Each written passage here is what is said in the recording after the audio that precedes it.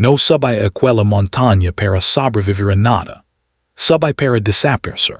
3 semanas después de que mi divorcio se hiciera oficial, cargué la parte trasera de la vieja Tacoma de mi padre con comida enlatada, un hornillo de campamento, 2 tanks de propano, un saco de dormir preparado para temperaturas de 20 grados bajo cero, y una botella de Jameson que me prompti no abrir hasta la segunda noche. La cabaña pertenece a mi tío Rey, fallecido desde 2019. Una estructura de madera de una sola habitación que había construido con sus propias manos durante el verano de 1987 en una cresta montañosa cerca de Silverton, Colorado. Altitud, 9.2 pies. Sin cobertura telefónica, sin agua corriente, con una línea de agua alimentada por gravedad que se congelaba cada enero y una estufa de leña que no había recibido mantenimiento desde la administración Obama. Era perfecta. Quería silencio. Quería ese tipo de frío que hace que los pensamientos se vuelven lo bastante lentos como para poder atraparlos. Me llamo Joel Brick. Tengo 36 años. Fui profesor de historia en una escuela secundaria de Grand Junction, hasta que el distrito eliminó mi puesto durante una reestructuración presupuestaria. Eso fue en marzo. Karen pidió el divorcio en abril. Cuando cargué la camioneta a finales de octubre, ya no había nada que me mantuviera atado al val salvo la inercia. El trayecto hasta Ali duró 4 horas. Las últimas once millas eran curvas de montaña sin asfalto atravesando un denso bosque de abidos, el tipo de carretera que castiga cualquier segundo de distracción. Llegué poco antes del anochecer. La cabaña se encontraba en un pequeño claro rodado por un anfiteatro natural de roca y árboles, orientado hacia el este, hacia un val que queda de forma tan abrupta que parecía que la tierra simplemente se hubiera rendido. La puerta estaba hinchada por la humedad. Tuve que empujarla con el hombro para abrirla. Dentro, todo olía polvo, resina de pino y lana vieja. Algún ratón había muerto detrás de una pared. Podía percibir ese olor dulzón y desagradable. Abrí las 2 ventanas, encendí fuego y me senté en el borde de la litera que el tío Rey había atornillado al suelo. Me dije que me quedaría 2 semanas, quizá 3. Los 2 primeros días fueron exactamente lo que había esperado. Mañanas silenciosas. Café hervido en el hornillo. Largas caminadas por la cresta donde el único sonido era el viento atravesando las copas de los árboles como si algo estuviera respirando. Corté leña. Leí un ejemplar manchado por el agua de The Crossing de Cormac McCarthy, que encontré atascado detrás de la estufa. Bebí el Jameson la segunda noche, tal como había planeado, observé las estrellas a través del cristal de la ventana y sentí, por primera vez en meses, algo parecido a la cama. En la mañana del tercer día escuché un helicóptero. Eso no era extraño. Los equipos de búsqueda y rescate realizaban operations en las montañas de San Juan con frecuencia, especialmente en otoño, cuando los cazadores cometen imprudencias. Pero aquel helicóptero volaba bajo, peligrosamente bajo. Pasó 2 veces sobre la cresta, y el viento de los rotors sacudió las copas de los abidos con tanta fuerza que pude ver ramas partiéndose. Salí al exterior y observé como giraba hacia el sur en dirección a Silverton. Entonces escuché un segundo helicóptero. Y un tercero. Para el mediodía había contado 7 helicópteros, todos con perfil militar, fuselage negro sin marcas visibles. Intenté usar la radio de la camioneta. Solo estática en todas las bandas FM. En AM conseguí captar un fragmento, la voz de una mujer, entrecortada y mecánica, repitiendo unas coordenadas que no reconoce. Luego una frase que sí reconoce. El corredor de evacuación civil permanente cerrado al norte de Durango. No intenten viajar por la autopista 550. Repetimos, la señal se perdió.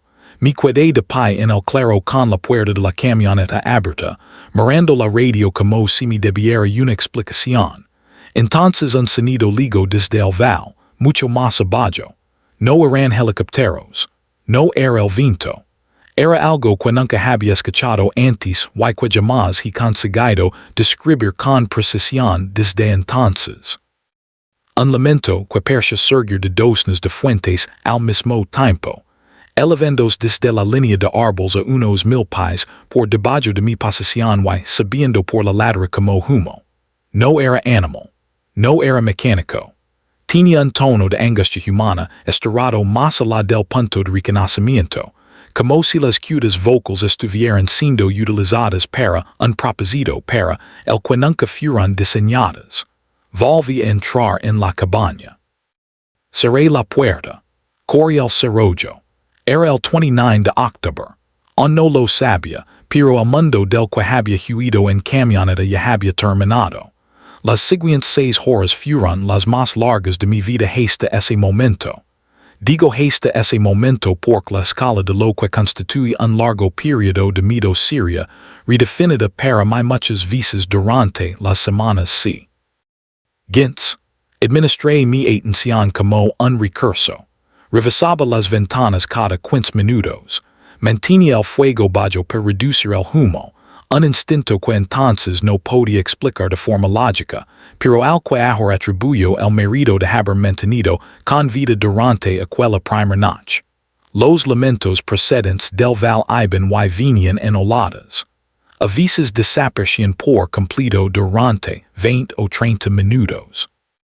Y el silencio que los reemplazaba era peor, porque en aquellas montañas el silencio siempre había significado seguridad. Ahora significaba que algo estaba leyendo no hace ruido. Aproximadamente a las 8 de la noche escuché pasos sobre el sendero de grava que conduce a la cabaña. Había algo incorrecto en ellos. Lo supe de inmediato. El ritmo no era normal. Demasiado rápidos, luego se detenían, luego volvían a acelerarse, como si alguien estuviera aprendiendo a caminar por segunda vez.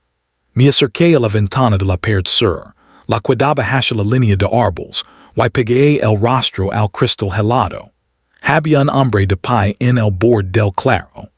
Levaba lo que parecía ser un chaleco naranja de cazador sobre y una camisa oscura de franela. Tenía la cabeza inclinada en un ángulo que ninguna persona consciente mantendría voluntariamente. La barbilla casi tocaba su hombro izquierdo, como si su culo hubiera cedido parcialmente ante la gravedad. Permanecía completamente inmóvil. Podía ver el vapor de su respiración en el aire frío, rápido y superficial, como el jadeo de un perro. Reconoce el chaleco. Lo había visto 2 días antes colgado sobre el asiento del pasajero de un jeep Wrangler estacionado en el inicio del sendero, once miles más abajo de la montaña. Había una neve reportal junto al vehículo, un estach para arco y una pegatina en el perchox que decía, cosa confusa, reza con más fusa. El hombre del chaleco naranja dio un paso hacia la cabaña. Luego otro. Los movimientos tenían aquella misma cadencia roda. Avance pasa, avance. Sus brazos colgaban a los costados sin balancearse. Los dedos permanecían abiertos y rígidos, como si una corriente eléctrica recorriera sus manos. Retrocedí de la ventana y me pegué a la pared opuesta junto a la estufa. Mi corazón latía con tanta fuerza dentro de mi cabeza que temí que pudiera verlo a través de la madera. Luego hasta la pared de la cabaña. Escuché como apoyaba la palma de la mano sobre el exterior. Un sonido suave y deliberado, como alguien comprobando si una superficie era real. Después arrastró lentamente la mano por la madera, desde la pared sur hacia la puerta. El raspado era intencionado y exploratorio. Las uñas se enganchaban en las tablas rugosas. Se detuvo frente a la puerta. Podía ver su respiración al otro lado. Aquel ritmo rápido y superficial que no sonaba agitamiento. Sonaba emoción. El picaporte se sacudió una vez. Luego otra. El cerrojo resistió. El tío rey había fijado aquel cerrojo con tornillos largos en un salido marco de Beto Douglas. La agradecía en silencio a un hombre muerto. El ruido cesó. La respiración continuó durante lo que me pareció una eternidad, aunque probablemente fueron apenas 2 minutos. Luego los pasos se alejaron. No regresaron hacia la línea de árboles. Comenzaron a rodar la cabaña. Dio la vuelta completa a la estructura. Lo seguí únicamente por el sonido, perd sur, perd east, perd norte, perd est. De nuevo la puerta.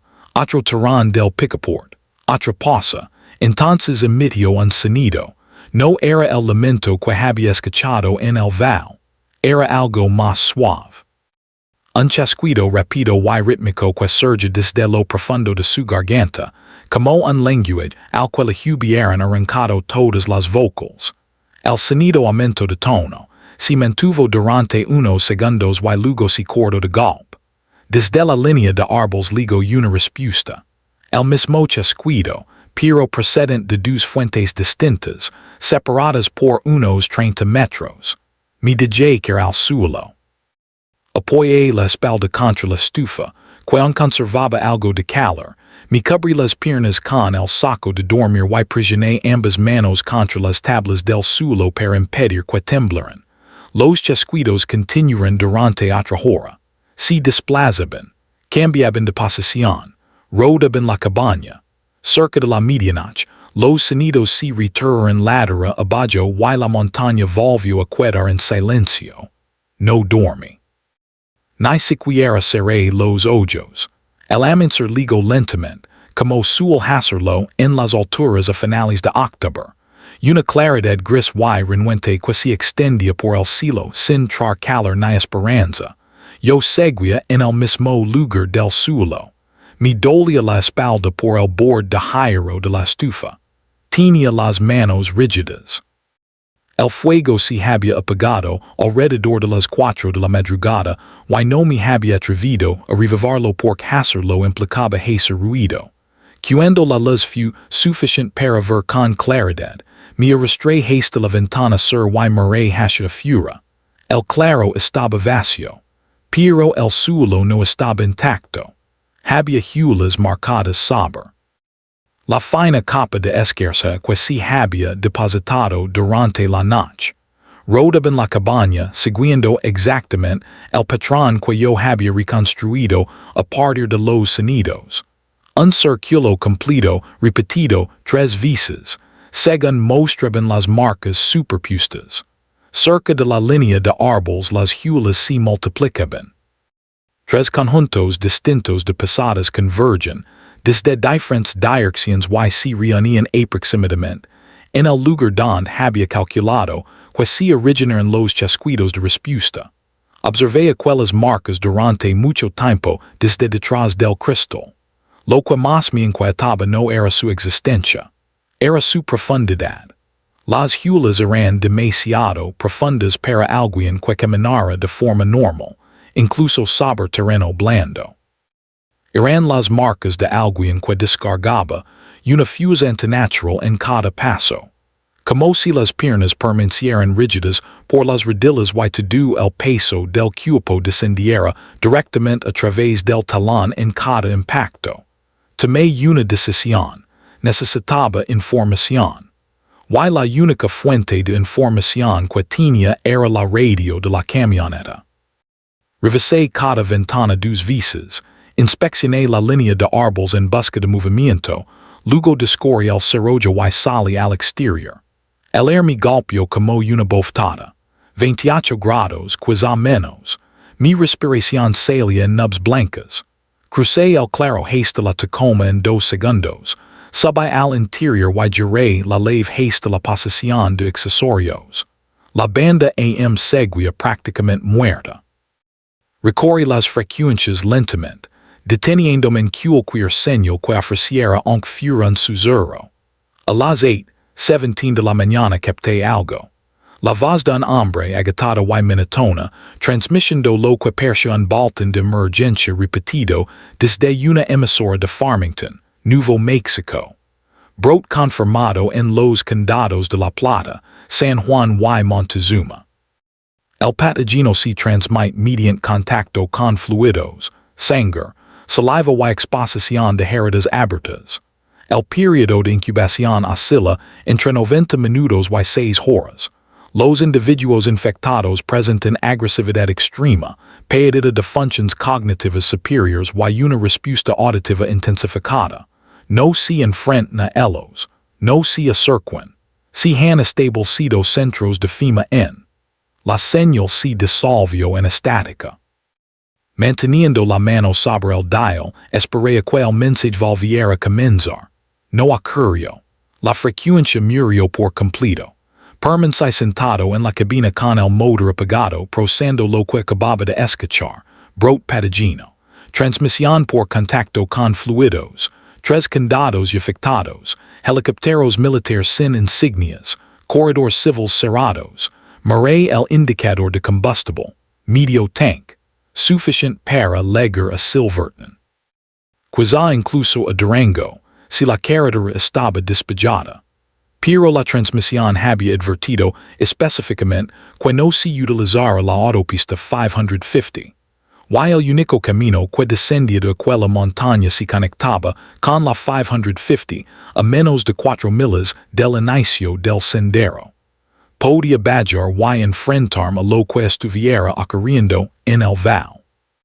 O podía quedarme 9.2 pies de altitud con una puerta asegurada por un cerrojo, una estufa de leña y suficientes alimentos enlatados para unos 10 días, siempre que los racionara con cuidado.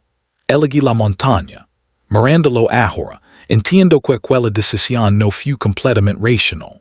Una parte de mí, una parte muy grande, no quería regresar a un mundo que me había rechazado antes de derrumbarse. La montaña me pertenecía. La cabaña me pertenecía. El silencio, incluso aquel nuevo silencio aterrador, parecía algo que podía reclamar como mío. Bajar significaba volver a unión a una civilización de la que me sentía expulsado. Y hacerlo precisamente cuando esa civilización se estaba desgarrando a sí misma parecía una broma especialmente cruel. Así que me quedé. Regresé a la cabaña. Avivé el fuego.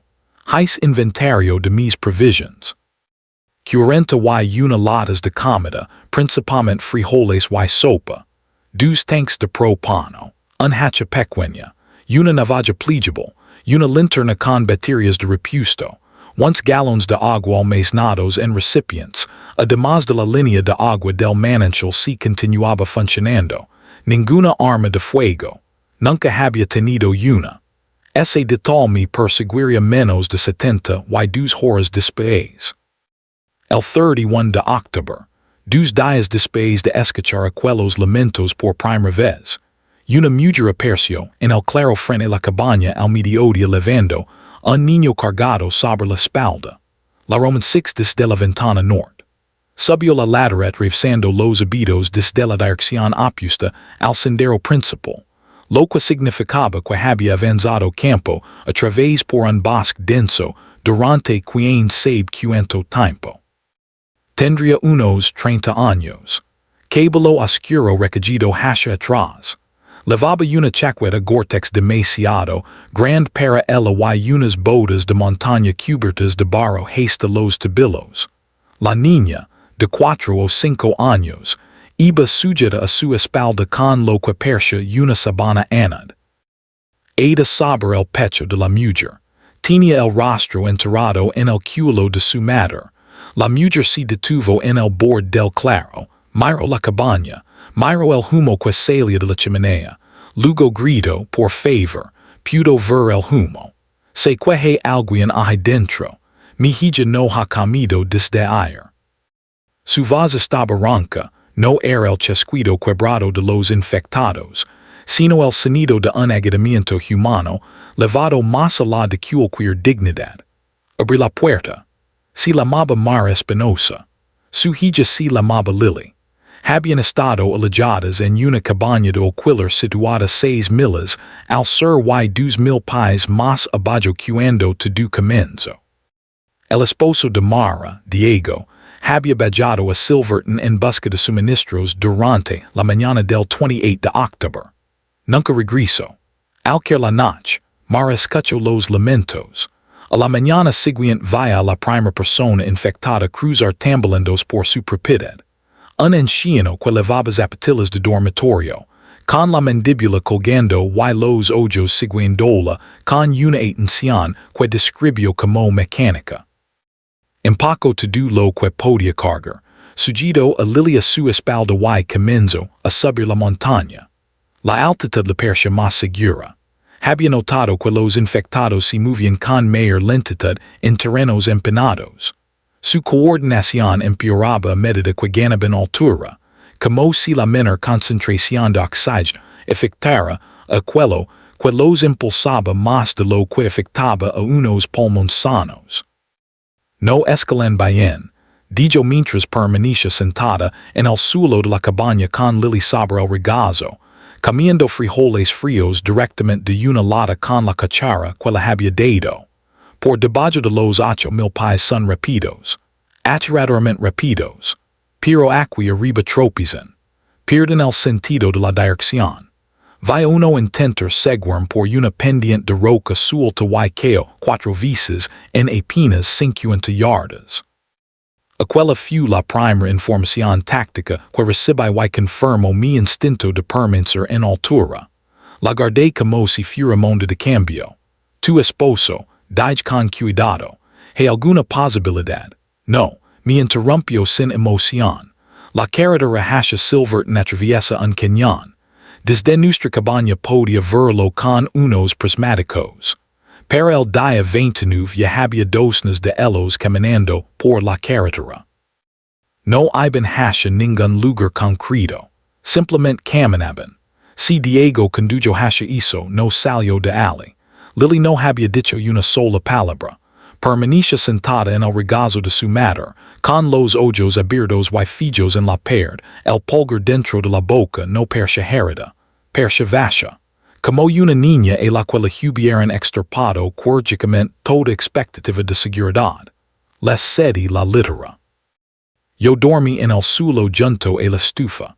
Aquella noche, con 3 personas dentro y el fuego alimentado adecuadamente, la cabaña se sintió casi cálida.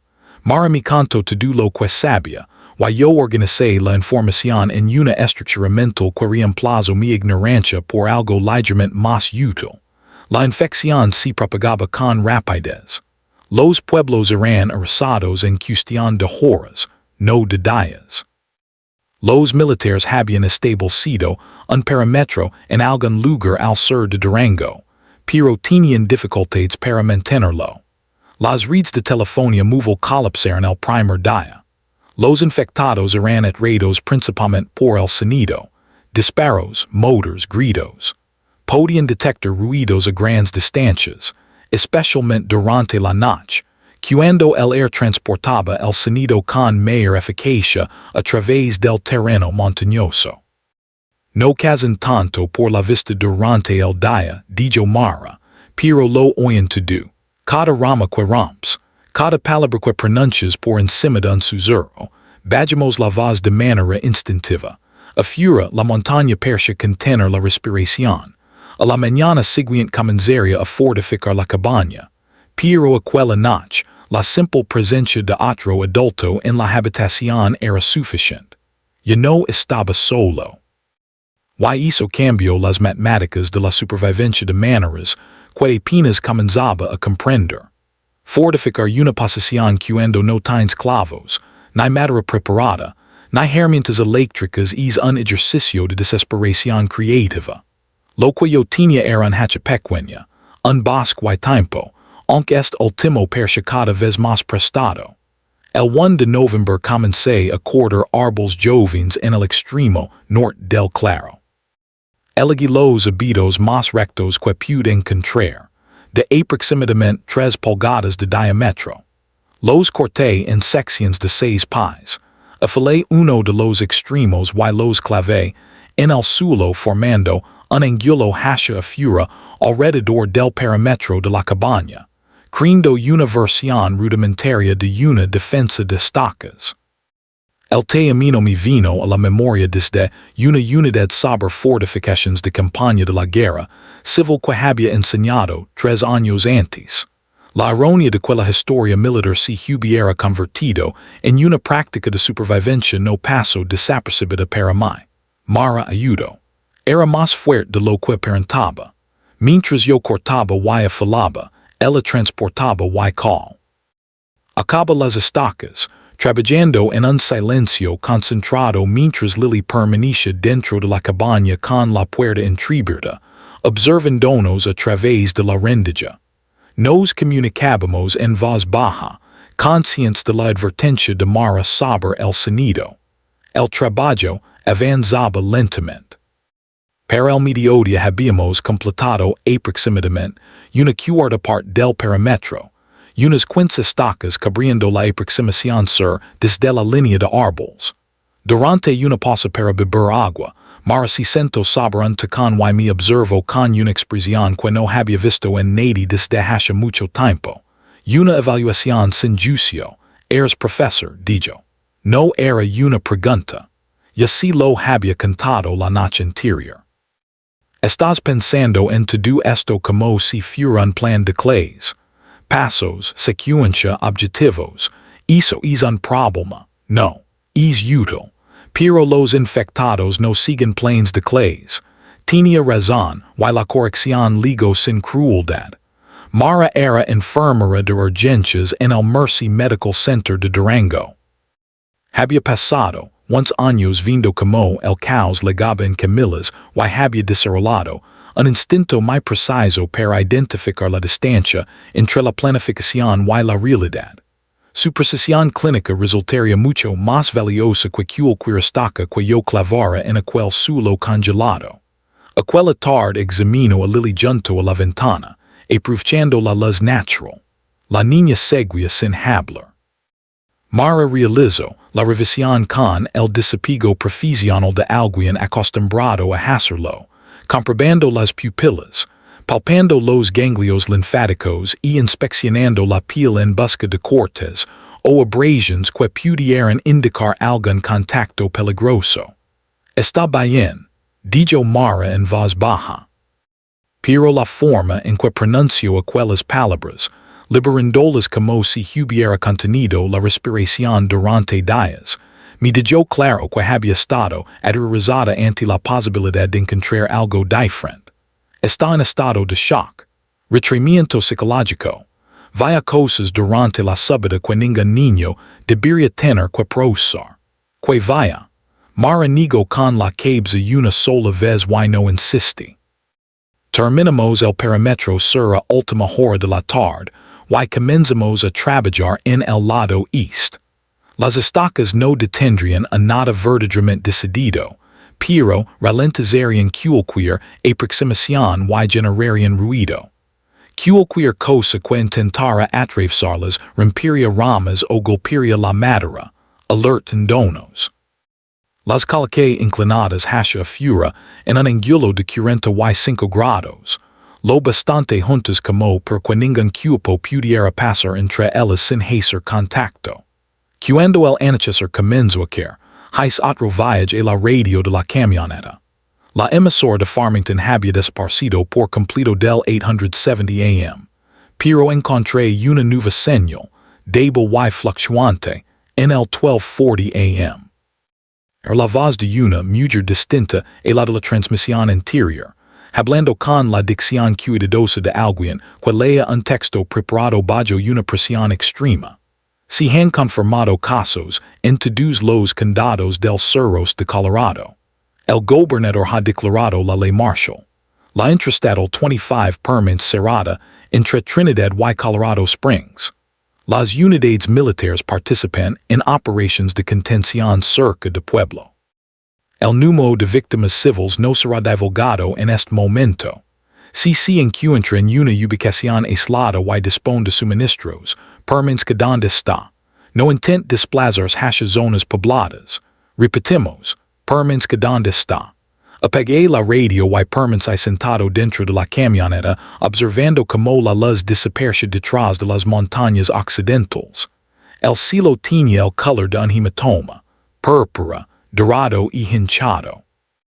En algún lugar más abajo Bajo la línea de árboles del val que yo no podía ver, comenzaron de nuevo los chasquidos.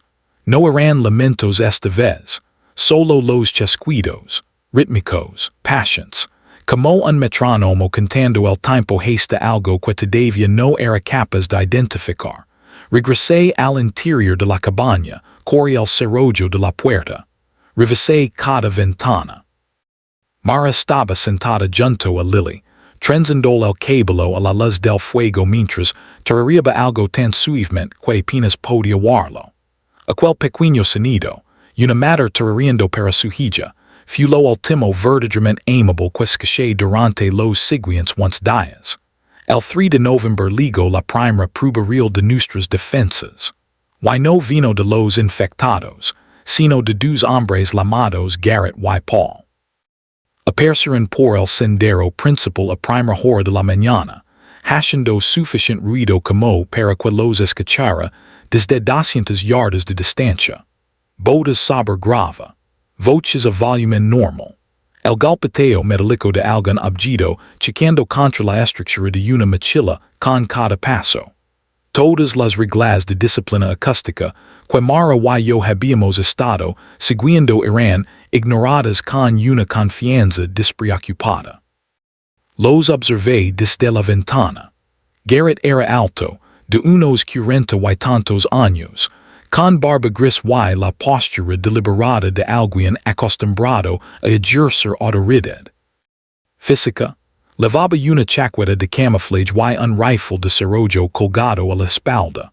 Paul era más joven, quizá 25 años, delgado y con unos ojos inquietos que nunca permanecían fijos en un mismo punto. Sostenía una escopeta con ambas manos, apuntando vagamente hacia delante. Se detuvieron frente al perímetro de estacas y lo observaron. Aquí vive alguien, dijo Garrett con suficiente volumen como para que pudiera escucharlo claramente a través de la ventana cerrada. Abrí la puerta y salí. No por confiar en ellos, sino porque dos hombres armados descubriendo una cabaña fortificada podían sacar conclusiones que no me interesaba alimentar. Buenos días, dije.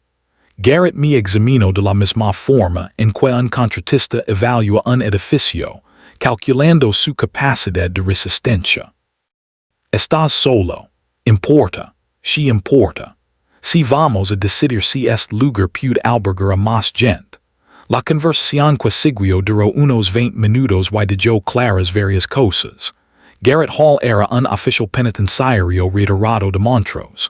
Paul Devon era el hijo de un vecino suyo, un estudiante universitario que había abandonado los estudios y trabajaba en una gasolinera cuando comenzó el brote.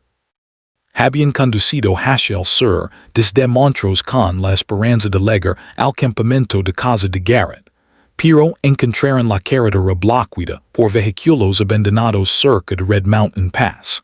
Continuaron a pie durante 2 días, durmiendo por turnos, y según Garrett habían matado a 3 infectados durante el trayecto. Matado era la palabra que él utilizaba.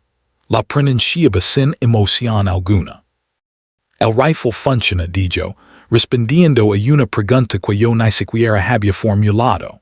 Un disparo al torso los derriba. No vuelven a levantarse después de un impacto en el corazón. Un disparo a la cabeza es más rápido, pero el torso es fiable si no eres un tirador experto. Observa la cabaña, las estacas y la delgada columna de humo que salía de la chimenea. Cuenta comida tines. Suficiente para las personas que están aquí. Hay más gente dentro. No responde. Garrett asintió lentamente. Justo lo que pensaba. No estoy pidiendo caridad. Estoy ofreciendo un intercambio. Tú tienes refugio y altura. Yo tengo armas y munición, 60 cartuchos para el rifle, 20 proyectiles para la escopeta calibre 12. En esta nueva economía, eso me convierte en el hombre más rico de la montaña. Mara apareció en la puerta. Miró el rifle de Garrett, luego la escopeta de Paul y finalmente me miró a mí. Algo pasó entre nosotros. No era un acuerdo, sino el reconocimiento compartido de que los cálculos habían cambiado. Dos armas representaban una capacidad defensiva que yo no podía replicar con estacas afiladas. En tren, dije. Aquella decisión fue tácticamente correcta y, al mismo tiempo, la primera grieta en mi autoridad sobre un espacio que había empezado a considerar mío. Ahora lo veo con una claridad perfecta y inútil que solo proporciona la retrospectiva. Garrett entró en la cabaña y comenzó a reorganizarlo todo de inmediato. Trasladó las latas de comida del estante junto a la estufa a una posición al lado de la litera, don pudiera verlas desde la puerta. Contó cada lata, 37 restantes. Después calculó las raciones permitidas. 4 adultos, una niña, 37 latas.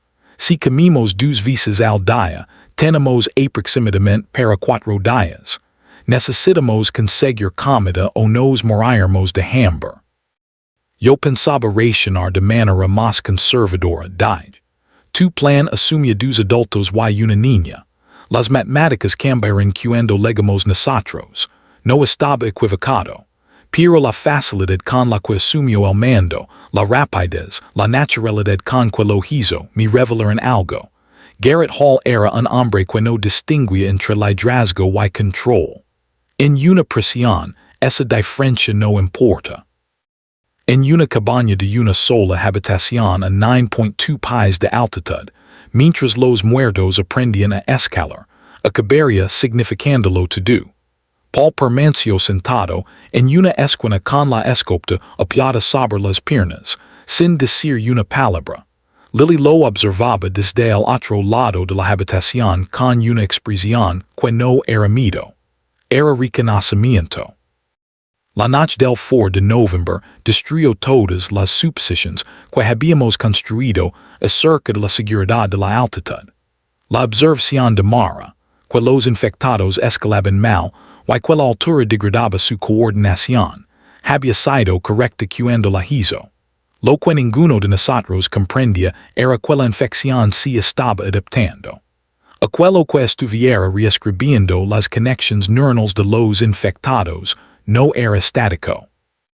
Estaba aprendiendo. Y aprendía rápido. Aproximadamente a las 2 de la madrugada me encontraba de guardia. Garrett había establecido turnos. Él y yo cubrimos periodos de 4 horas, mientras que Mara realizaba un turno más corto porque insistió en hacerlo. Y Garrett no discutía con alguien cuyas habilidades médicas podían marcar la diferencia entre una herida tratable y una septicemia. Estaba sentado junto a la ventana sur, la que ofrecía la mejor vista del claro, envuelto en una manta de lana y con la linterna apagada. Los chasquidos comenzaron en la línea de árboles. Esta vez no procedían de una sola fuente. Conté al menos 6, quizá 8, distribuidos en un amplio semicírculo a lo largo de los bordes sur y east del claro. Nunca antes se habían acercado desde varias direcciones al mismo tiempo. El patrón era diferente. Coordinado. Desperté a Garrett colocando una mano sobre su hombro. Se activó al instante, un refugio adquirido en años de trabajo penitenciario, y se levantó de la litera con el rifle entre las manos. Se acercó a la ventana opuesta y escuchó. Nos están rodando, susurró. Ya lo han hecho antes. Daban vueltas y luego se iban. Escucha la separación entre los sonidos. Eso no es movimiento aleatorio. Están manteniendo posiciones. Tenía razón. Los focos de chasquidos no se desplazaban. Cada uno permanecía fijo, conservando su lugar dentro del arco. Estaban estableciendo un parámetro. Nuestro propio parámetro reflejado contra nosotros. El primero alcanzó las estacas a las 2:14 de la madrugada. Escuché el crujido de un árbol joven rompiendos. No doblandos. Rompiendos. Luego unos pasos rápidos atravesaron la distancia entre la línea de árboles y la pared de la cabaña. El impacto contra el exterior fue brutal. Toda la estructura tembló. Polvo cayó de las vigas del techo. Lily gritó. El primer sonido que emitía en varios días. Un grito agudo y involuntario que pareció electrificar el aire del exterior. La respuesta fue inmediata. Todas las fuentes de aquellos chasquidos quedaron en silencio al mismo tiempo, reemplazadas por aquel lamento que había escuchado en el val el primer día. Pero ahora estaba cerca, imposiblemente cerca. Surge de gargantas que se encontraban justo al otro lado de las paredes. Y entonces todos cargaron al mismo tiempo. La cabaña se convirtió en un tambor. Puños y cupos golpeaban las paredes desde todas las direcciones. La puerta se sacudía dentro de su marco. El cerrojo resistía, pero el propio marco crujía mientras la madera se deformaba bajo impactos que ningún cupo humano debería haber sido capaz de producir. Una mano atravesó la ventana sur. Dedos pálidos se aferraron al aire del interior, intentando agarrar la cortina que Mara había colgado con un trozo de cuerda de percatas. Garrett golpeó el brazo con la culata del rifle y escuché como se rompían los huesos, pero la mano no se retiró. Continuó aferrándose, abriendo y cerrando los dedos de forma mecánica, indiferente al radio fracturado bajo la piel. Mara arrastró a Lily hacia el rincón más alejado de cualquier ventana y cubrió el cupo de su hija con el suyo. Paul estaba de pie con la escopeta levantada, pero le temblaban tanto las manos que el cañón describía círculos erráticos en el aire. No dispares dentro, ordenó Garrett. El ruido atraerá a todos los infectados de kilómetros a la redonda. Tomó el hacha que estaba junto a la estufa y hundió la joya en la muñeca de la mano que se extendía hacia nosotros. El brazo se retiró. Un líquido oscuro salpicó el alféizar de la ventana. No era rojo arterial brillante. Era algo más espeso, más lento, con un olor percido al hierro mezclado con vinagre. El exalto continuó durante 47 minutos. Conozco la duración exacta porque Mara la contó. Permaneció sentada en aquel rincón con su hija prochida bajo su cupo y fue contando los segundos, convirtiéndolos en minutos dentro de su cabeza, dándose una tarea que impusiera orden sobre el caos. Más tarde me explicó que era una técnica que utilizaba durante los eventos de víctimas masivas en urgencias. Cuenta el tiempo. Haz que el tiempo te pertenezca. No permitas que la crisis control tu reloj interno. A las 3:01 de la madrugada se detuvieron. No fue gradual, fue instantáneo. Los lamentos se cortaron, los impactos cesaron. El silencio que siguió fue tan repentino y tan absoluto que mis oídos zumbaban por su ausencia. Se habían retirado, pero las paredes de la cabaña conservaban las pruebas de su presencia, tablas esteladas, una ventana destruida, huellas de manos marcadas con aquella sangre oscura de olor imposible. Habían legado hasta la altitud, habían actuado de forma coordinada, habían evolucionado. Las reglas estaban cambiando más rápido de lo que nosotros podíamos aprenderlas. La mañana reveló el verdadero alcance de los daños, y era peor de lo que la oscuridad nos había permitido imaginar. La ventana sur estaba completamente destruida. El marco se había agrietado y los fragmentos de cristal restantes eran irregulares y inútiles. 3 tablones de la pared este habían sido arrancados parcialmente, dejando aberturas lo bastante grandes como para que una mano pudiera atravesarlas. El perímetro de estacas había quedado devastado. Más de la mitad de los árboles jóvenes que protegen la aproximación sur estaban rotos o arrancados de raíz.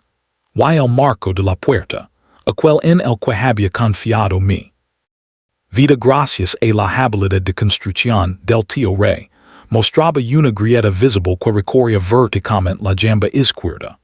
Un ataque más de aquella intensidad y el marco cedería. El cerrojo resistiría, sí, pero no tendría nada que sostener. La madera a su alrededor simplemente se desintegraría. Garrett evaluó los daños con eficiencia clínica mientras yo permanecía en el claro examinando las huellas. La esquerza contaba una historia completa. Al menos dos individuos habían participado en el asalto. Sus rastros convergen desde la ladera inferior, pero se dividían formando aquel semicírculo aproximadamente a 80 yardas de la cabaña, lo que significaba que la coordinación había comenzado antes siquiera de que pudieran ver la estructura. Se estaban organizando en el bosque, en plena oscuridad, sin ninguna forma visible de comunicación. No podemos soportar otra noche como esta, dijo Garrett mientras se detenía junto al marco agrietado y pasaba el pulgar por la madera partida. Este lugar ya no es defendible, resistió, apenas, y la próxima vez vendrán con más fuerza. Nos estaban poniendo a prueba. Eso fue lo de anoche. Una prueba. Quais rechazar la idea de que los infectados fueran capaces de pensar estratégicamente, de realizar ataques de reconocimiento y evaluar defensas. Pero las pruebas estaban impresas en la esquerda mis pies. No habían concentrado toda su fuerza en un único punto. Habían distribuido la presión de forma uniforme sobre las cuatro paredes. Habían identificado el punto más débil, la ventana, y concentrado ali sus esfuerzos. Aquello no era agresión irracional. Era algo mucho más peligroso. Tenemos que movernos, dijo Garrett. Movernos a donde, bajar la montaña hacia algo peor, no bajar, cruzar la cresta, un antiguo complejo minero el edito vermilion, está unas 3 millas al norte, y estado ali antes. Tiene hormigón y estructuras de acero de los años 40, 3 habitaciones. Una sola entrada, paredes que no pudieron destrozar con las manos. Mara salió de la cabaña con Lily en brazos. Había escuchado toda la conversación. 3 millas por una cresta expuesta plena las del día, dijo. Con una niña. Atravesando territorio que sabemos que está ocupado. La alternativa es quedarnos sentados dentro de una calle de madera esperando que perfeccionen su técnica, respondió Garrett. La discusión que siguió fue el primer conflicto real entre nosotros. Y nos dividió siguiendo líneas que definirían todas las decisiones posteriores. Garrett quería moverse de inmediato y de forma agresiva, aprovechando las horas de luz, cuando los infectados parecían menos coordinados. Mara quería reforzar la posición y quedarse, reparar las paredes, cubrir la ventana. Conservar el refugio que ya conocíamos. Paul no dijo nada. Estaba sentado sobre una roca cerca de la camioneta, con la escopeta apoyada sobre las rodillas, observando la línea de árboles que descendía por la ladera. Yo era quien debía desempatar, y tanto Garrett como Mara me miraban esperando que eligiera su postura. Hoy reforzamos la cabaña, dije. Nos preparamos para movernos mañana. Reparamos las paredes, cubriremos la ventana con tablones de la calle de la camioneta y empezaremos todo lo que podamos transportar. Si esta noche es peor, nos iremos al amanecer. Si resulta manageable, nos quedaremos y seguiremos fortaleciendo la posición. Era un compromiso. Y como la mayoría de los compromisos, no satisfacía completamente a nadie. La mandíbula de Garrett se tensó.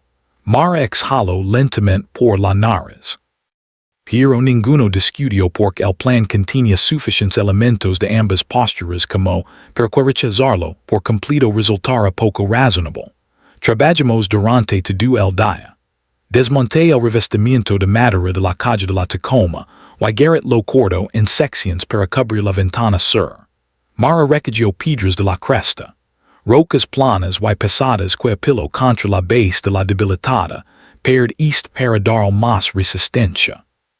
Paul reemplazó las estacas rotas, clavándolas más profundamente esta vez y utilizando una roca como martillo improvisado.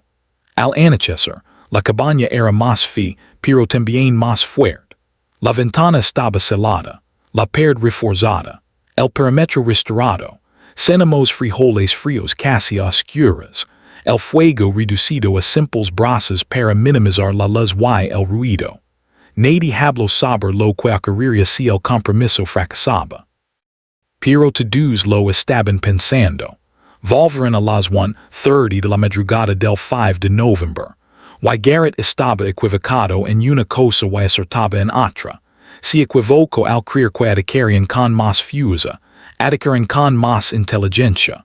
No hubo lamentos, no hubo chasquidos, ninguna advertencia sonora de ningún tipo. Paul estaba de guardia y estuvo a punto de no dictarlos. Vaya movimiento a través de una rendija apenas visible entre los tablones de la ventana y el marco. Una sombra desplazándose junto a la línea de árboles de una manera que no coincidía con el movimiento del viento en las ramas. Es mi desperto con un susurro tan tenue que sentí las palabras antes de escucharlas. Están afuera, están en silencio. Me acerqué a la abertura y miré. La luz de la luna era intensa, casi lina. Es iluminación fría y plátida que convierte un claro de montaña en un escenario. Entonces los Roman 6. Siete figuras inmóviles en el borde del bosque.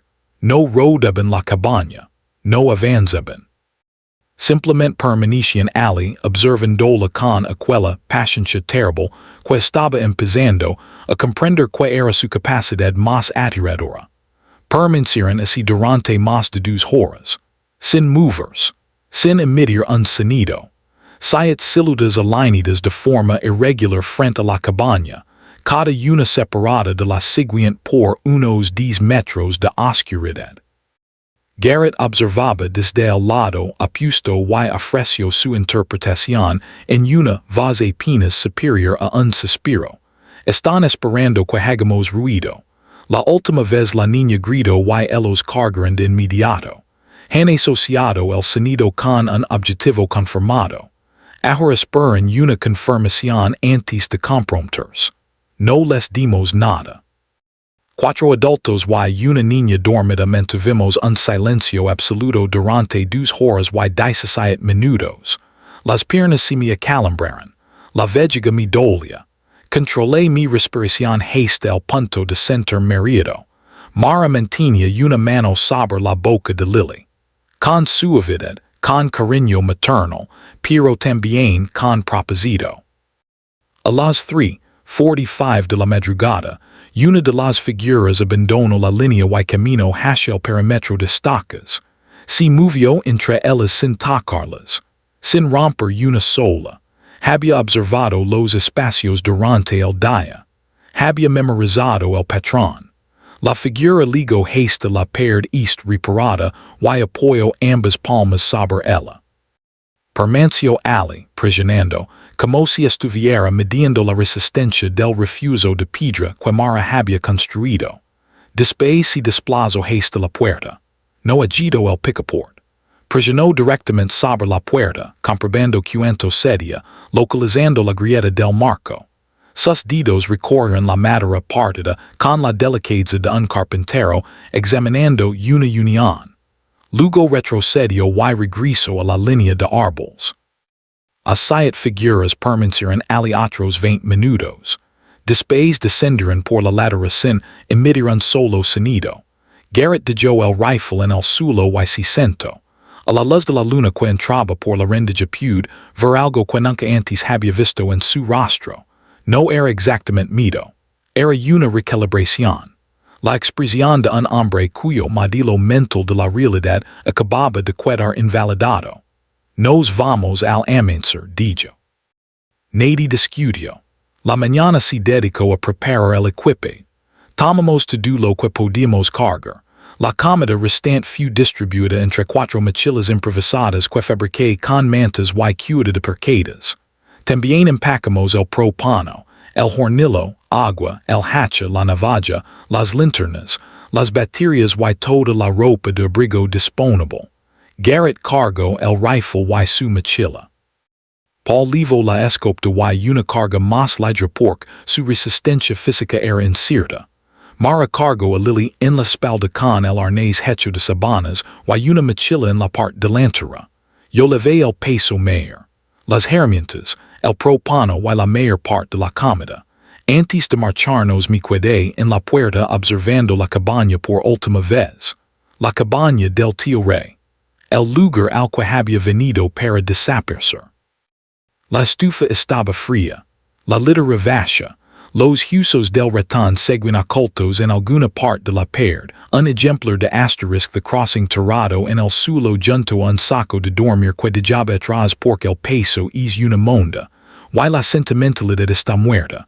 Mara me tocó el brazo, Joel, aparté la mirada, salimos al claro, el sol estaba bajo, el aire era cristalino. Y la montaña se veía exactamente igual que el día en que llegué, indiferente, enorme, hermosa de esa manera que solo pueden serlo las cosas a las que no les importa si sobrevives o no. Avanzamos hacia el norte siguiendo la cresta.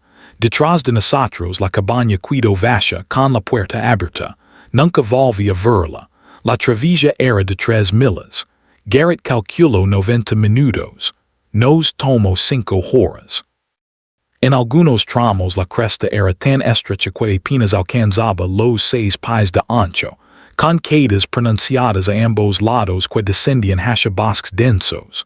El sendero, si podía llamarse así, era una ruta marcada por arcos y ciervos mulos. Apenas visible bajo la acumulación de agujas secas y las primeras nevadas de la temporada. Avanzábamos en fila india. Garrett al frente. Luego yo. Después Mara con Lily. Y Paul cabriendo la retaguardia. La formación era idea de Garrett y tenía sentido. La potencia de fuego delante y detrás. Los no combations en el centro. Las cargas más pesadas en la parte media, donde el sendero estaba mejor definido. Durante la primera milla, la montaña cooperó. Las líneas de visión eran amplias sobre la cresta despejada. No había árboles lo bastante cercanos como para ocultar una aproximación. El vin. Te soplaba desde el este, arrastrando nuestros sonidos lejos del val donde se concentraba la mayor cantidad de infectados. El único ruido era el de las bodas sobre la piedra y el crujido rítmico de las correas de las mochilas. Lily rompió su silencio durante aquella travesía. No con palabras, sino con un gesto tan pequeño que casi no lo noté. Cuando cruzábamos una zona donde la cresta se abría en una pequeña pradera alpina, levantó la cabeza del hombro de Mara y señaló hacia el este.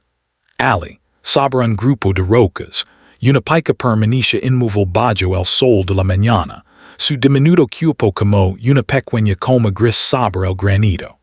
Lily apuntó con el dedo y mantuvo el gesto. Observó al animal con la primera expresión que había visto en su rostro que no era vacío. Era interrogación, no alegría, y no estaba demasiado lejos. Pero si el más leve indicio de conexión con un mundo del que se había retirado, Mara también lo veía.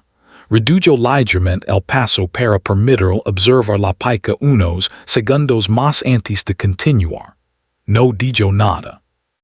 Pero Roman 6 como su mano se aferraba con más fuerza al arnés de tela que cruzaba su pecho. Y comprendí que lo que sostenía no era solamente el peso de su hija. Los problemas comenzaron en la segunda milla. La cresta descendía hacia un colado, un punto bajo introduce elevaciones donde el terreno nos obligaba a atravesar una franja de bosque de aproximadamente 300 yardas de ancho. Habidos densos.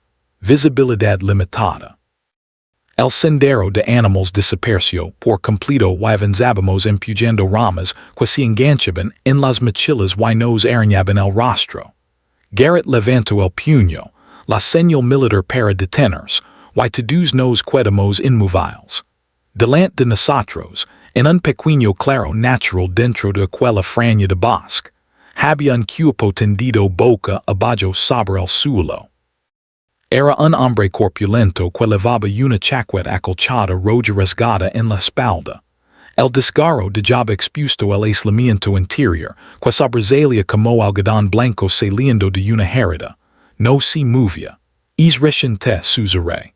Garrett observó la escena a través de la mira del rifle. La sangre está congelada, pero no es antigua. Quizá 48 horas. Teníamos dos opciones. Rodar el claro, añadiendo distancia y tiempo a través de una zona de árboles caídos que no conocemos, o atravesarlo directamente, pasando junto a cualquier historia que quel cadáver representara. Garrett eligió la ruta directa, velocidad antes que cautela. La luz del día no era infinita. Rodamos el cuerpo describiendo un amplio arco. Cuando pasé a unos quince pies de distancia pude ver sus manos. Los dedos estaban clavados en la tierra, congelados en pleno esfuerzo de arrastrarse. Había estado intentando moverse cuando murió. Hacia algo o leyendos de algo, no podía saberlo. El desgarro de la chaqueta cruzaba la espalda a la altura de los omoplatos y, bajo la tela rota, la piel mostraba una decoloración con un patrón que no quería examinar demasiado de cerca. Detrás de mí, Paul emitió un sonido, una brusca inspiración que convirtió rápidamente en una tos. Garrett se giró y le lanzó una mirada que comunicó más de lo que cualquier palabra habría podido expresar. Atravesamos la franja de bosque sin más incidentes y emergimos en la parte superior de la cresta, donde el terreno volvía a abrirse. Ahora podíamos ver el adido vermilion. Una abertura rectangular y oscura en la pared del acantilado, aproximadamente a media milla de distancia. Delante de la entrada quedaban restos de una plataforma de madera y unos rieles oxidados para vagonetas mineras que se extendían desde la boca de la mina como una lengua de hierro. El alivio que sentí al ver aquella abertura de hormigón incrustada en la roca sólida fue físico. Algo se aflojó dentro de mi pecho, una tensión cuya existencia ni siquiera había notado hasta ese momento. Garrett aceleró el paso. Cubrimos la última media milla en 20 minutos. No volvimos la vista hacia la franja de bosque. Algo ali dentro nos había observado pasar. Lo sentía con esa certeza animal que existe desde antes del lenguaje. El adido vermilion era exactamente todo lo que Garrett había prometido, y nada de lo que yo había esperado. La entrada estaba reforzada con hormigón vertido alrededor de una estructura de acero, el tipo de construcción industrial que las compañías mineras de los años 40 levantaban para durar décadas. La abertura media aproximadamente 7 pies de alto por 5 de ancho. Un único punto de entrada que podía bloquearse, atrincherarse o defenderse por una sola persona con una línea de visión despejada. En el interior, el túnel principal se extendía unos 30 pies antes de dividirse en 3 cámaras. Una sala central más grande donde antiguamente se almacenaba equipo, y 2 habitaciones laterales más pequeñas que habían servido como depósitos de explosivos. Las paredes eran de roca sólida, reforzadas con hormigón en las zonas donde la piedra original había resultado inestable. El suelo era tierra compactada sobre roca madera. Un conducto de ventilación en la sala central, de aproximadamente 8 pulgadas de diámetro, proporcionaba un flujo mínimo de aire. Suficiente para respirar, no suficiente para congelarse. Hacia frío. Un frío de interior de montaña. Una temperatura constante de 42 grados, sin importar las condiciones exteriores. Ese tipo de frío, que no te mata de inmediato, pero que va desmontando tu comodidad poco a poco hasta que la hipotermia se convierte en un proceso silencioso, funcionando bajo todas las demás preocupaciones. Entramos y nos instalamos. Garrett reclamó el lado derecho de la sala central, estableciendo su posición cerca de la entrada con el rifle apoyado sobre las rodillas. Mara y Lily ocuparon el depósito de explosivos de la izquierda, más pequeño, más cerrado y más cálido gracias al calor corporal acumulado de quienes permanecieron dentro. Paul se quedó con el depósito de la derecha. Yo instalé el hornillo de campamento en la sala central y calenté agua para preparar café instantáneo que sabía exactamente a supervivencia. Amargo. Esencial. El último hilo que nos conectaba con los rituales d'un mundo funcional, Necesitamos reglas, dijo Garrett. Una vez organizadas las mochilas y distribuido el equipo, comenzó a enumerarlas sin pedir opinión a nadie. Disciplina de ruido en todo momento. Solo se hablará en susurros. Nada más fuerte. Ninguna luz visible desde la entrada después del anochecer. Siempre habrá una persona vigilando en la boca del túnel. Turnos de 8 horas repartidos entre los 4 adultos.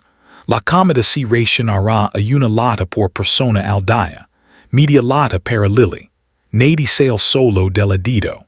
Todas las salidas para buscar agua o leña se realizarán en parejas y únicamente durante las horas de luz. Las reglas eran razonables. La forma de imponerlas no lo era. Garrett hablaba con la autoridad de alguien que había decidido que el consenso era un lujo que el apocalipsis ya no podía permitirse. Y sus ojos se desplazaban entre nosotros no para medir acuerdo, sino para detectar resistencia. Creo que deberíamos discutir el racionamiento entre todos, dijo Mara. Ya lo hice, respondió Garrett. Una lata al día nos mantiene con vida durante 8 días más. Es una cuestión matemática. Hay otras consideraciones además del mínimo calórico. Lily necesita seguir viva. Todo lo demás es secundario. La temperatura entre ambos descendió de forma perceptible. Mara sostuvo su mirada durante 3 segundos completos. Una enfermera de urgencias enfrentándose a un oficial penitenciario reiterado. Ninguno de los dos parpadeó. Entonces Mara asintió una sola vez. Tomó a Lily en brazos y se retiró al antiguo depósito de explosivos, cerrando la conversación de la misma manera que cerró la puerta, reduciendo la distancia entre ella y su hija. Yo seguí a Garrett hasta la entrada, donde la luz de la tarde tenía la cresta de tonos ámbar. Permaneció de pie con una mano, apoyada sobre el marco de hormigón, observando la montaña con una expresión que reconoce porque la había visto en mi propio reflejo en el espejo retrovisor de la camioneta. Era el rostro de alguien que estaba catalogando todo lo que había perdido y convirtiéndolo en combustible para lo que aún le quedaba. No estás de acuerdo conmigo, dijo sin volverse. Creo que tienes razón con los números y te equivocas con el método. En mi experiencia, la gente que se preocupa más por el método que por los resultados no sobrevive las crisis. En mi experiencia, la gente que ignora el método es la que crea la siguiente crisis. Me lanzo una mirada. Algo cambió en su expresión. No fue exactamente una suavización, sino una especie de reconocimiento a regañadientes. Había discutido con él sin derrumbarme dentro de la jerarquía que estaba construyendo. Eso me hizo ganar algo, no igualdad, algo más parecido a un respeto provisional. Tu guardia empieza a las 22:00, dijo. Te toca el primer turno. Aquella noche ocupé mi puesto en la entrada y contemplé la oscuridad donde la cresta se fundía con el cielo. No hubo chasquidos. No hubo lamentos. Los infectados todavía no nos habían encontrado. La palabra todavía ocupaba mi mente como un inquilino que se niega a pagar el alquiler. El adito resistió durante 6 días. En ese tiempo, aprendí más sobre el comportamiento humano bajo una amenaza constante de lo que había aprendido en 36 años de vida normal. La autoridad de Garrett se endurece cada día más. Lo que comenzó como liderazgo práctico fue transformándose en algo territorial. Controlaba el suministro de comida, literalmente posicionándose entre las latas y el resto de nosotros. Asignaba tareas sin discutirlas y respondía a las preguntas con respuestas que en realidad eran órdenes. El tercer día dentro del adito ordino, a Paul que fuera solo a buscar agua a un arroyo cercano, violando su propia regla de salir siempre en parejas. Cuando se lo señalé, respondió que Paul necesitaba aprender a valerse por sí mismo. Cuando insisti, mi recuerdo que él era quintinia 60 cartuchos de munición, y que esa munición era lo único que se interponía entre nosotros y la oscuridad exterior. No estaba equivocado. Y ese era precisamente el problema. La lógica de Garrett siempre era técnicamente correcta. Ese tipo de corrección que funciona como una puerta que se cierra. Exacta, pero sin air. Mara manjo la situación con la habilidad de alguien que había pasado años navegando jerarquías hospitalarias dominadas por el ego y la urgencia. Después de aquella primer noche de yo de desafiar a Garrett directamente. Operaba de manera lateral. Sugería en lugar de exigir. Presentaba sus conocimientos médicos como un recurso destinado a apoyar los objetivos de Garrett en vez de cuestionar su autoridad. Consiguió que Lily recibiera un cuarto de lata extra de frijoles al día presentándolo como una necesidad médica. Las necesidades calóricas de un niño, en relación con su peso corporal, son mayores que las de un adulto.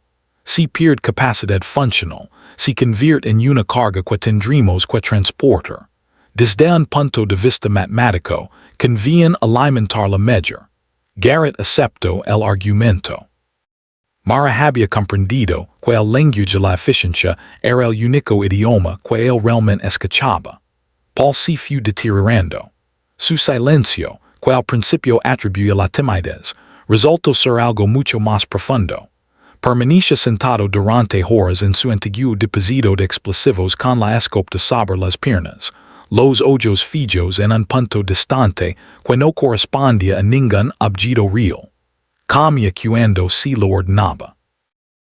Guardia cuando le tocaba, pero sus respuestas eran cada vez más lentas, sus movimientos cada vez más mecánicos.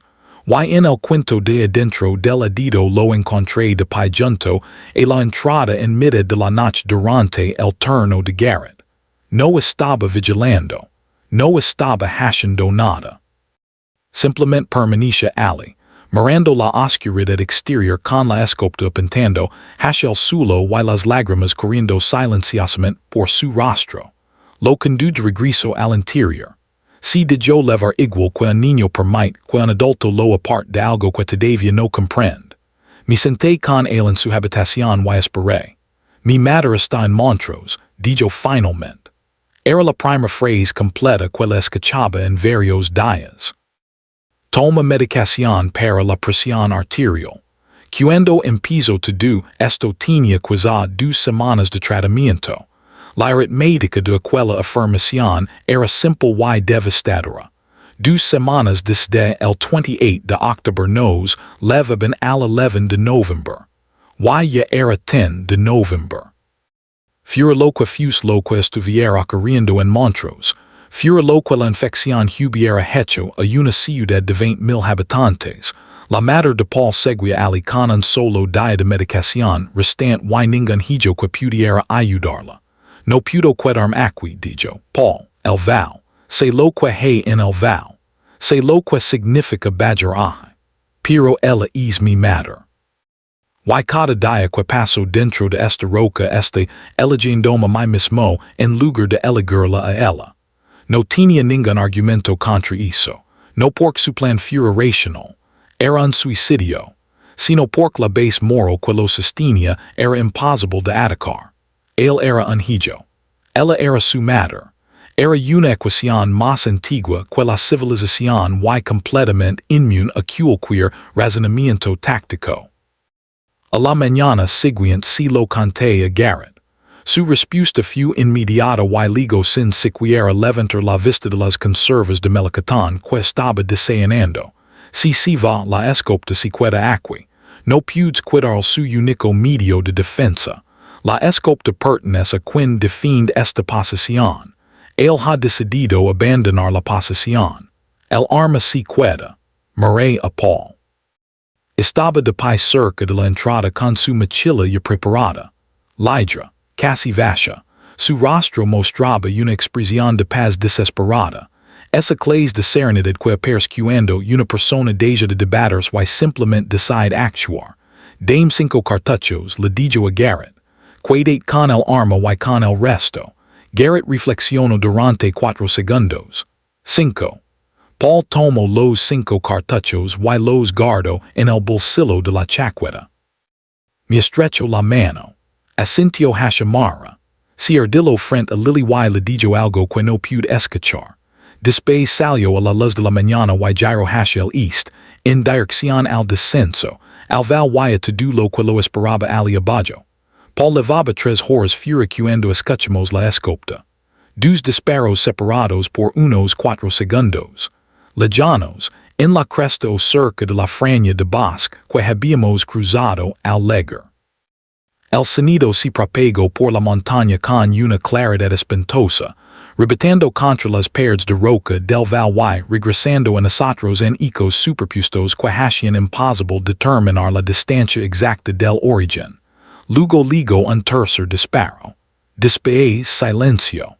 La queda en 2 cartuchos. Si seguía vivo. Mara cerró los ojos.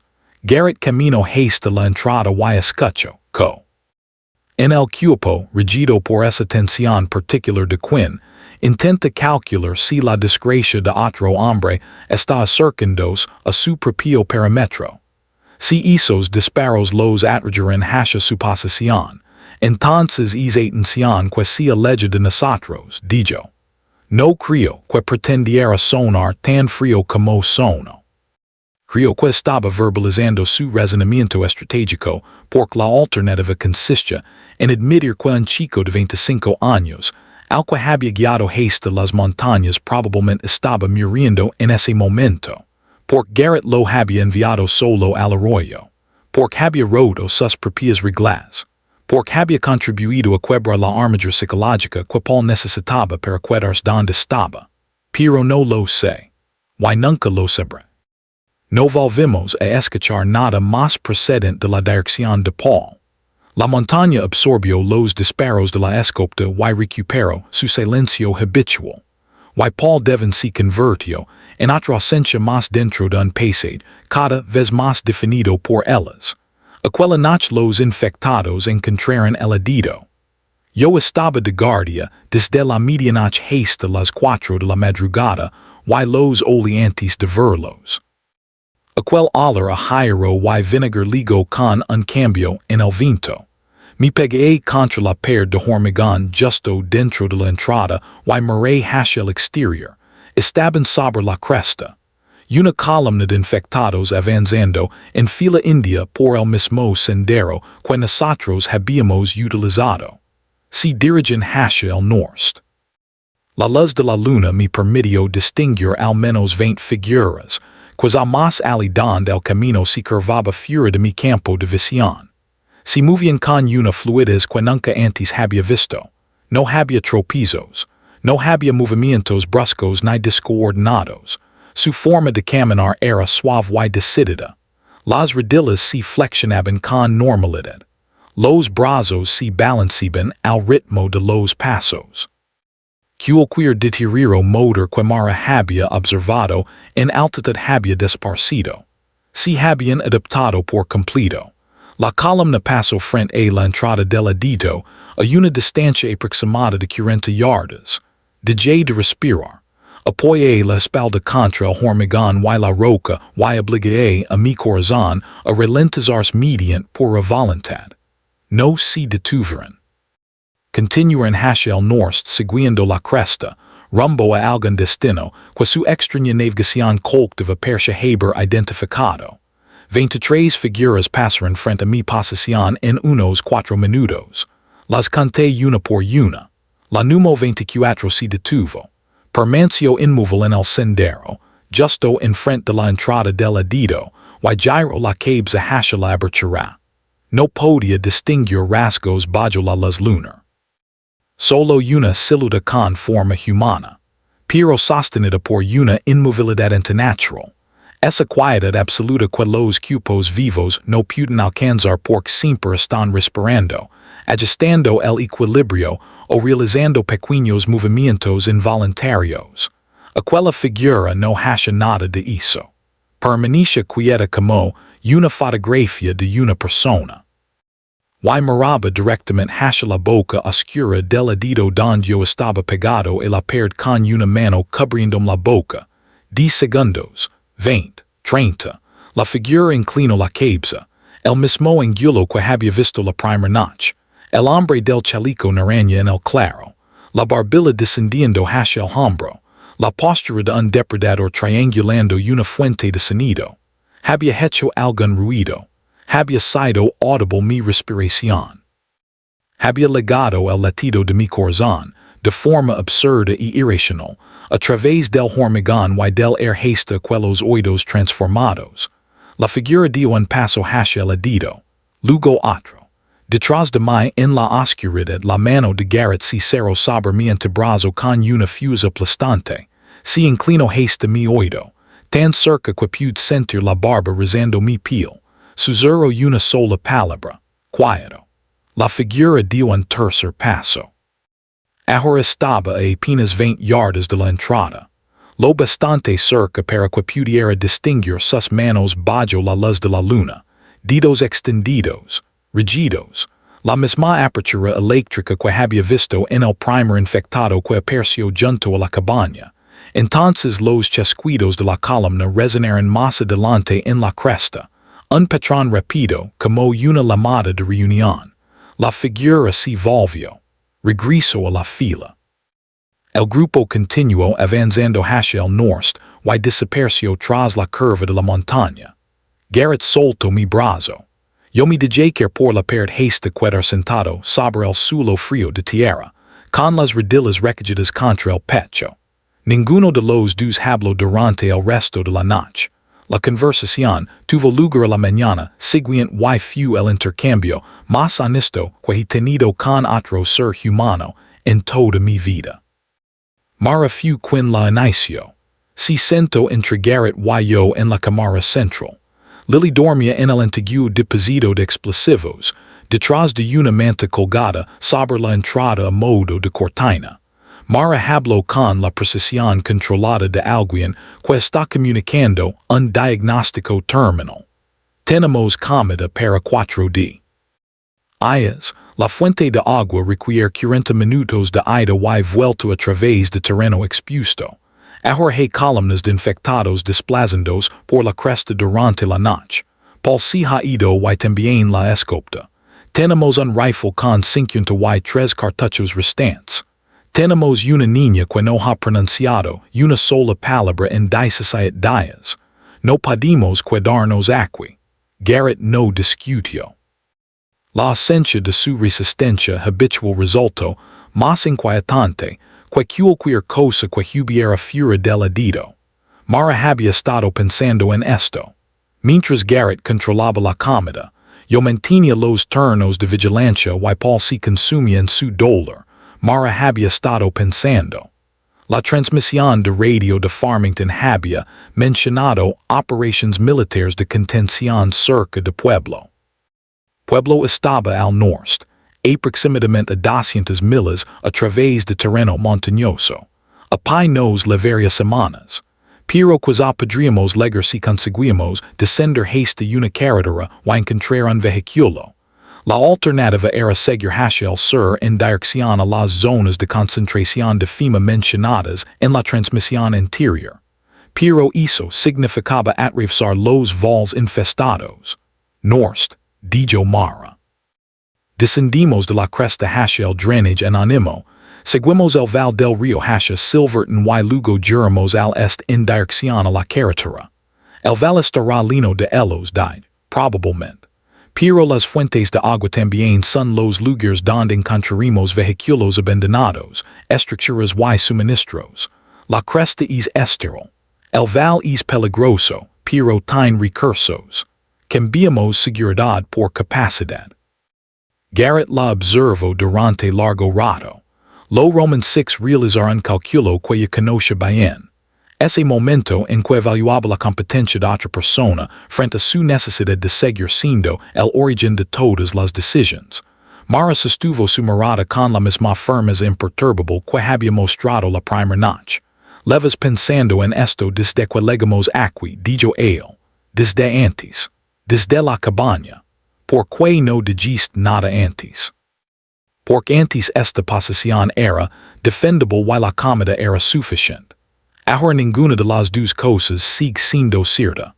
Presento información cuando es accionable, no cuando es teórica. Garrett estuvo a punto de sonreír. Fue lo más parecido al respeto que la Roman 6 ofrecerá a alguien. Nos iremos mañana al amanecer, dijo. Preparad to do esta noche. Dormiremos por turnos y saldremos rápido en cuanto a luz. Aquella última noche, en el edito fue tranquila de una forma que parecía deliberada, como si la montaña hubiera decidido concedernos un último intervalo de paz antes de la siguiente etapa. Cumplí mi turno de vigilancia en la entrada observando las estrellas, densas y afiladas a aquella altitud. La Vía Láctea se extendía sobre nosotros como una herida abierta en el cielo, derramando luz. Pensé en Karen. No con amargura. Más bien con una especie de curiosidad arqueológica. Como si estuviera examinando los restos de una vida que se sentía tan distante como la civilización que había producido la luz de aquellas estrellas. Ella quería estabilidad. Yo quería significado. Ninguno de los dos estaba equivocado. Simplemente intentábamos resolver ecuaciones diferentes dentro de la misma habitación. Pensé en Paul descendiendo por aquella cresta con 5 cartuchos, y un destino que probablemente sabía que nunca alcanzaría. Existe una clase particular de valencia que se parece exactamente a la rendición. Y nunca he conseguido determinar cuál de las dos cosas levaba Paul en los bolsillos junto a aquellos cartuchos. Pensé en Lily. En la forma en que señaló a la pica durante la travesía por la cresta. En cómo mantuvo el dedo inmóvil, escogiendo una única criatura viva dentro de un pasado dominado por la muerte y reclamándola con su atención. Si toda esta experiencia tuviera una tesis, si pudiera comprimirse en una lección que algún de un profesor de historia escribiría en una pizarra para alumnos que jamás creerían que ocurrió, estaría contenida en ese gesto. La negativa a dejar de observar. La insistencia en señalar la vida incluso cuando todo lo que la rodea es su contrario. Ligo el amanecer, empacamos nuestras cosas, nos pusimos en marcha, comenzó el descenso, alcanzamos el Val del Río el 14 de noviembre, era exactamente como Mara había predicho, peligroso, lino decir que alguna vez fueron personas, pero también lino de los recursos que esas personas habían dejado atrás. Encontramos una camioneta con medio depósito de combustible en un camping abandonado. Garrett conducía. Mara navegaba. Yo viajaba en la parte trasera con el rifle, observando la línea de árboles y la carretera detrás de nosotros en busca de cualquier movimiento. Lily pronunció su primera palabra el 16 de noviembre, en algún lugar al este de Lake City, en una carretera de tierra que atravesaba un paso de montaña cuyo nombre nunca llegué a conocer. Dijo Hamber. Una sola palabra. Mara le dio una lata de melocotones y la niña sí. Comió cada trozo con los dedos, lamiendo después el almíbar de la palma de su mano. Nunca descubrí que le ocurrió a Paul. Nunca regresé a la cabaña del tío Ray. Nunca me reconcilié con Karen ni volví a la enseñanza. Algunas mañanas todavía me despierto antes del amanecer y escucho. No busco los chasquidos ni los lamentos. Escucho el silencio. Ese silencio que antes significaba seguridad y que ahora significa que algo ha decidido no hacer ruido. Escucho. Espero. Y no vuelvo a dormir hasta que sale el sol y los pajeros comienzan, uno por uno, a discutir con la oscuridad. Este es tu nuevo canal. Aquí podrás escuchar historias completamente nuevas de forma regular. Asegurate de suscribirte al canal y activar la campana de notifications. Gracias.